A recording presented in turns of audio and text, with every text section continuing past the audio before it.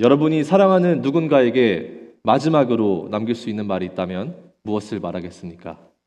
아마도 가장 중요하고 가장 본질적인 내용을 전하고 싶으실 것입니다. 이 사도 바울도 로마 감옥에 갇혀 죽음을 앞둔 상황에서 사랑하는 제자 디모데에게 편지를 쓰는데, 그 편지가 바로 우리가 함께 이번 주에 지켜봤던 디모데후서입니다. 이 편지는 바울이 그의 마지막 순간에 가장 중요하다고 생각하는 내용을 담고 있습니다. 우리가 잘 아는 것처럼 당시 바울과 디모데가 처한 상황은 매우 어려웠습니다. 로마 제국의 박해는 점점 심해지고 교회 안에서는 이단과 거짓 교사들이 넘쳐났습니다. 이러한 고난과 혼란 속에서 바울은 디모데에게 거듭 강조하는 것이 있는데요. 바로 복음입니다. 더 정확히 말하자면 이 복음을 지키고 전하는 것입니다. 이 디모데가 어떠한 상황에서도 복음을 굳게 붙들고 나아가도록 간절히 권면하는 것이죠. 오늘날 우리의 상황도 크게 다르지 않다고 생각합니다. 이 세상은 우리에게 다양한 유혹과 어려운 도전을 주고 믿음 지키는 일이 때로는 쉽지 않을 때가 있습니다. 또 복음을 전하는 건 더 어렵습니다. 그렇다면 바울이 마지막까지 강조했던 것처럼 어떤 상황에서도 복음을 지키고 전하기 위해 우리는 어떻게 해야 하는지 오늘 본문을 통해 함께 살펴보길 원합니다. 바울이 디모데에게 가장 먼저 권면한 것은 바로 복음 안에 살아가라입니다. 우리 함께 본문 1절 말씀 한 목소리로 함께 읽겠습니다. 시작. 내 아들아, 그러므로 너는 그리스도 예수 안에 있는 은혜 가운데서 강하고. 아멘. 바울은 디모데에게 그저 단순히 강하라, 단순히 열심히 하라 이러지 않고 그리스도 예수 안에 있는 은혜 가운데서 강하라고 말을 하고 있습니다. 무슨 의미일까요? 바울은 우리의 힘의 원천이 어딘지, 우리의 힘의 이 근원지가 어딘지 정확하게 짚어주고 있습니다. 우리의 힘의 근원지는 바로 그리스도 예수 안에 있는 은혜입니다. 이 은혜는 예수님이 우리를 위해 죽으시고 부활하신 이 복음의 핵심이고 이 사랑입니다. 그래서 본문 8절에서 바울은 예수 그리스도가 죽은 자 가운데서 살아나신 것을 기억하라라고 말씀하고 있는 것이고, 이것이 바로 복음인 것이죠. 결국 바울은 디모데에게 이 복음의 은혜 가운데 살라고 말하고 있는 것입니다. 왜냐하면 이 복음의 은혜를 떠나서는 이 진정한 힘을 얻을 수 없기 때문입니다. 이 디모데가 처한 상황을 잘 살펴보면 이것이 얼마나 중요한 말씀인지 알 수 있습니다. 이 디모데는 젊은 나이에 에베소 교회를 맡았고, 또 특별히 거짓 교사 이단들과 맞서야 했으며 교회를 바로 세워야 하는 아주 큰 책임이 있었습니다. 게다가 그의 사랑하는 스승이자 멘토인 바울은 또 지금 로마 감옥에 갇혀 있습니다. 이러한 어려운 상황 가운데서 디모데에게 가장 필요한 것은 바울이 생각하기에는 아마도 복음 안에 사는 것이었던 것 같습니다. 이 복음 안에 산다는 것이 무엇을 의미할까요? 단순히 머리로 복음을 아는 것이 아니라 바로 복음이 내 삶의 능력이 되는 것, 바로 복음의 진리가 우리의 생각과 우리의 행동을 이끌며 예수 그리스도의 은혜가 우리의 삶을 변화시키는 것을 바로 의미하고 있습니다. 우리의 살면서 우리의 강함은 우리가 얼마나 신앙생활을 오래 했는지, 또 성경을 얼마나 많이 아는지, 또 이 교회에서 어떤 직분을 맡고 있는지에 따라 달려있지 않고 오직 예수 그리스도 안에 있을 때, 또 그의 은혜 가운데 있을 때 비로소 우리는 강해질 수 있다는 사실을 기억하는 저와 우리 모두 되기를 소망합니다. 더 놀라운 것은 예수님의 은혜는 역설적이게도 우리의 약함 속에서 더욱 빛난다라는 것입니다. 이 바울이 고린도후서에서 자신의 연약함을 놓고 주님께 간절히 기도하는데요. 그때 주님께 받은 말씀을 이렇게 고백하고 있습니다. 내 은혜가 내게 족하도다. 이는 내 능력이 약한 데서 온전하여짐이라. 아멘. 사랑하는 성도님들, 우리가 연약할 때, 연약함을 인정하고 고백할 때 주님의 은혜는 더욱 강하게 역사하십니다. 우리도 종종 복음을 떠나 살 때가 있습니다. 바로 나의 열심, 나의 의로움, 또 나의 능력으로 살아가려 할 때가 있습니다.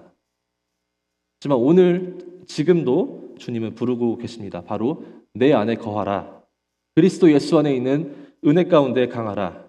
이것이 바로 우리가 강해질 수 있는 유일한 길입니다. 나의 연약함을 인정하고 또 주님만 의지하며 복음 안에 사는 것, 그것이 바로 바울이 디모데에게, 또 오늘날 우리에게 전하는 첫 번째 메시지입니다. 바울이 두 번째 디모데에게 전하는 권면은 바로 복음의 십자가를 지라입니다.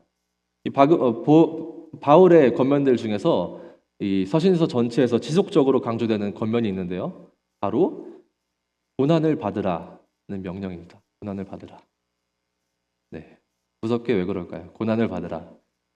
사실 우리는 최소한 저는 고난을 피하고 싶습니다. 솔직히 저도 이 말씀 앞에 움츠려드는 것이 사실이고, 우리는 주님께서 어쩌면 우리의 모든 어려움을 없애주시기를 기대할 때가 있습니다. 하지만 바울은 지금 전혀 다른 이야기를 하고 있습니다. 바울은 고난을 받으라고 명령하고 있습니다.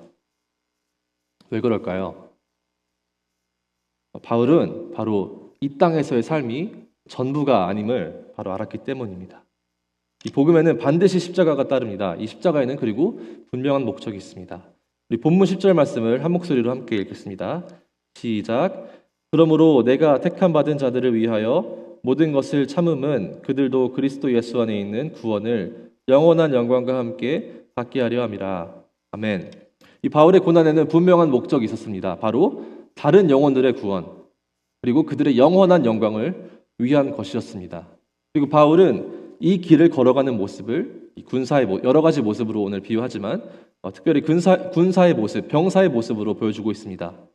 본문 3절에 너는 그리스도 예수의 좋은 병사로 나와 함께 고난을 받을지니 병사로 복무하는 자는 자기 생활에 얽매이는 자가 하나도 없나니 이는 병사로 모집한 자를 기쁘게 하려 함이라. 아멘. 참된 군인은 이 세상 일에 얽매이지 않습니다. 오직 한 가지, 자신을 부르신 상관, 자신을 부르신 주님 예수 그리스도를 기쁘게 하는 것이 오직 한 가지 목표입니다. 이 세상 일에 얽매이지 않고 주님만을 바라보며 나아가는 것, 이것이 복음의 십자가를 지는 자세입니다. 사랑하는 성도 여러분, 이 복음의 십자가를 진다는 것이 단순히 이악 물고 버티는 것만을 의미하지는 않습니다. 바울이 말한 것처럼 복음의 십자가를 진다는 것은 영원한 영광을 향한 길입니다. 이 복음의 깊은 진리가 바로 여기 있는 것이죠. 바로 죽음 없이는 부활이 없고 십자가 없이는 영광 또한 없다라는 것입니다. 오늘도 주님은 우리를 이 거룩한 길로 부르시고 계십니다. 이것이 바울이 디모데에게 또 오늘날 우리에게 보여주는 복음의 길입니다. 마지막 세 번째로 살펴볼 바울의 권면은 바로 복음을 맡기라입니다. 복음을 맡기라. 복음을 다음 세대에게 잘 전달하라, 잘 넘겨라, 잘 이어가라라는 이야기입니다. 네, 제가 감히 예상하건대 우리 사랑하는 성도님들 어렸을 때 다들 운동회를 해보신 경험이 있으실 것입니다. 이 운동회의 하이라이트는 뭐죠? 운동의 하이라이트는 제 생각에는 바로 릴레이 계주입니다. 여러 가지 줄다리기도 있고 여러 가지 있지만 릴레이 계주. 이 계주 시간에 모든 관중들, 모든 학생들이 긴장하는 순간이 있어요. 바로 선수들이 바통을 주고받는 순간입니다. 가장 중요한 순간이죠. 왜 그 순간이 가장 긴장되는지? 왜냐하면 그 짧은 순간, 그 짧은 바통을 주고받는 순간에 이 경기의 승패가 결정될 수 있기 때문입니다. 아무리 빨리 달리고 아무리 앞서 달려도 이 바통을 떨어뜨리면 혹은 바통을 제대로 전달하지 못하면 역전당하고 계주에 치게 되는 것이죠.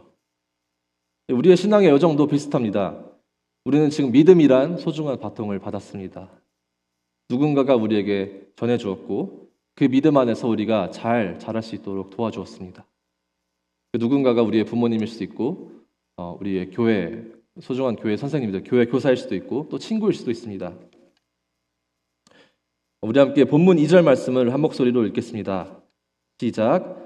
또 내가 많은 증인 앞에서 내게 들은 바를 충성된 사람들에게 부탁하라. 그들이 또 다른 사람들을 가르칠 수 있으리라. 아멘.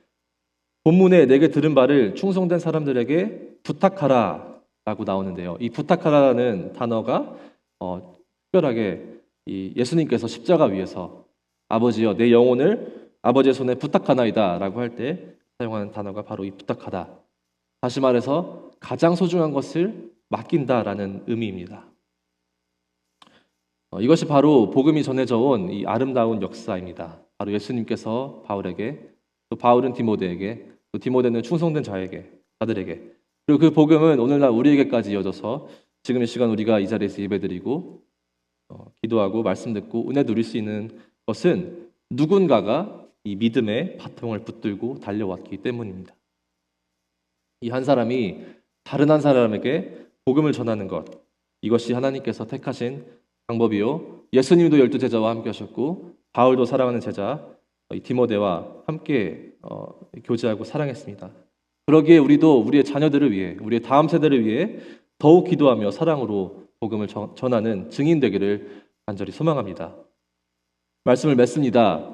바울은 자신의 마지막 순간까지 복음을 지키고 전하는 것을 강조하고 또 강조했습니다. 오늘날 우리에게도 이 말씀이 동일하게 적용됩니다. 어떤 상황 가운데서도 복음을 붙들고 예수 그리스도의 은혜 안에서 힘을 얻으며 또 고난을 견디고 믿음을 다음 세대에 전하는 교회와 성도 되기를 소망합니다.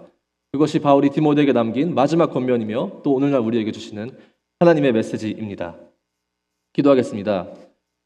주님 감사합니다. 약할 때 강함 되시고 주님의 그 크신 사랑과 은혜를 찬양합니다. 자격 없는 우리를 사랑하시고 구원하시고 복음의 품 안으로 부르신 주님 감사합니다. 주님께서 오늘 우리에게 주신 말씀, 우리 말씀 가운데 새기고 복음의 삶 실천하며 살아갈 수 있도록 성령님 함께하여 주시옵소서. 우리를 위해 십자가에 못 박혀 죽으시고 부활함으로 승리하신 예수 그리스도의 이름으로 기도드립니다. 아멘.